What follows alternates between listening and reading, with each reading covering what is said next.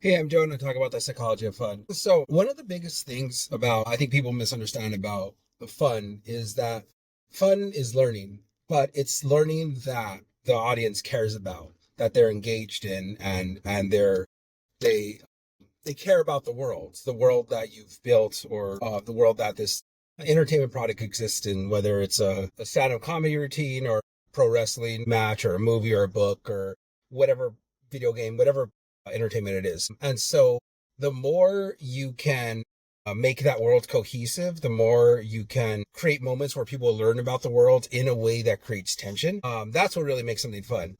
As an example, one of the best moments ever in, at least recent cinematic history is when Captain America picks up, Thor's hammer, because what the audience understood about the world is Captain America had feelings of unworthiness. The Thor's hammer, only people who are worthy can pick it up, and they teased Captain America picking it up a few years before that. And so in this crucial moment, it's not just the truth of the world that you're discovering, it's also how it happens. So when during this battle with Thanos, the Thor has this other hammer that he's using, and then the Mjolnir, his original hammer, gets picked up and it hits Thanos, and then it's revealed that Captain America is the one that is wielding it. And it's in that moment. That's what makes something fun. So it's not just that you're creating this discovery moment that's true to the world. That's the biggest part, is it has to be true to the world, and the audience has to be learning something about the world. They have to be learning a truth about the world. But it's also how it's presented, because it's presented in this moment where people can't guess it's going to happen, but when it happens, it makes sense. It's inevitable, but you can't see it coming. And it has to be true to the world. They have to be learning something profound about the world that you're building for them. That's what makes something fun. And so what I see a lot is people don't, they surprise people, but you're not learning more about the world. It's it's surface level. It's not real. It's a funny joke, but it won't stay with you long, because you're not learning about the world. You're not getting deeper into the world. It's not as satisfying, and it's not as long term. When you have these moments where you discover something about the world that's very deep and meaningful, and it's done in this really effective way, it creates a more engaged audience long term. The audience keeps coming back for more. That's something that Walt Disney understood, because when Disneyland opened, he would do parades and stuff that were not advertised, but he didn't. That's what made it fun. Is there was a discovery. It was a discovery moment for the audience who didn't expect it when they went in, and there were executives and stuff telling them, we could save money if we stop doing these parades because they're not advertised anyway. People are already coming in the doors. Let's stop doing them. And he said no, because Walt Disney knew that if you continue to have discovery moments, it's going to build a longer term audience.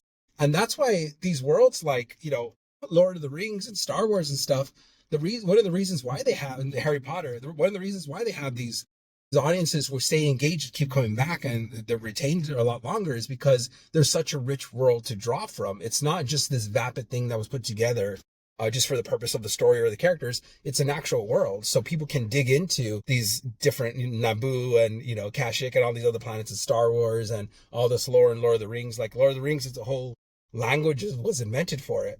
So I think that's how it started. So you're allowing the audience to get lost in this world and want to live in this world, and then you're giving them all these discovery moments in this world.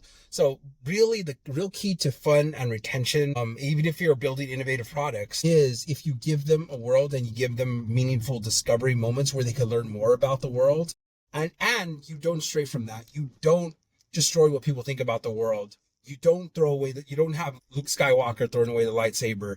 You respect the audience and you respect what they understand of the world. If you can do that, that's how you build a brand, and that's how you build experiences that the audience loves. The second part of that is discovery. People want discovery in all kinds of ways. So one of them is that they discover more about the world, and they're executed in a really well done way, where the moment of discovery is the fun part, and then the discovery itself makes it more satisfying.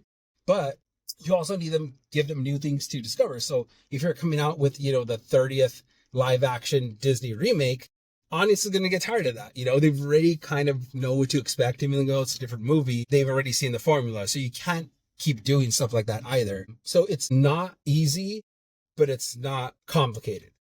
So give the audience discovery, respect the world that you've built, respect the world that they understand, and that's it. And discovery means more than just how it's executed. It's like the modality and like the platform and how it's appealing. All these, there's a lot of things that people can discover. There's a lot of discoveries in music and comedy and all sorts of entertainment. There's different ways that you can discover it. And so really quick, that's why fun is about learning though, because you need to learn about the world that's being created. You need to learn about the situation and the product that has been created. If the world is vapid, if the characters are vapid, if the story doesn't leave a chance to explore the characters or reveal more about the characters or the world, then it's all vapid and there's not a lot of learning to be had. But when the world is really deep and rich and or the characters are really interesting, then what you're doing is you're learning about this really deep world and there's a lot more to pull for them. So that's why fun is essentially about learning, because if there's nothing to really learn, you can surprise somebody, but they're not learning more about the world or the characters or the situation or whatever.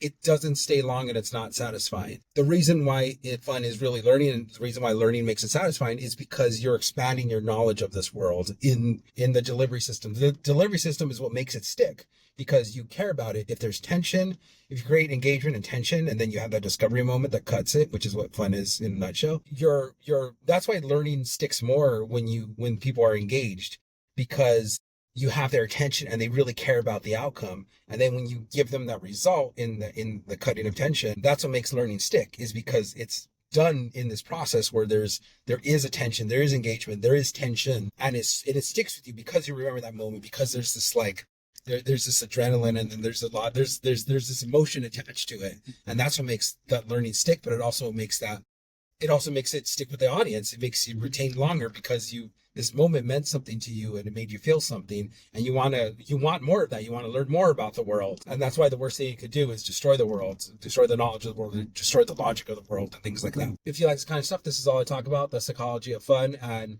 meeting the psychological needs of the audience.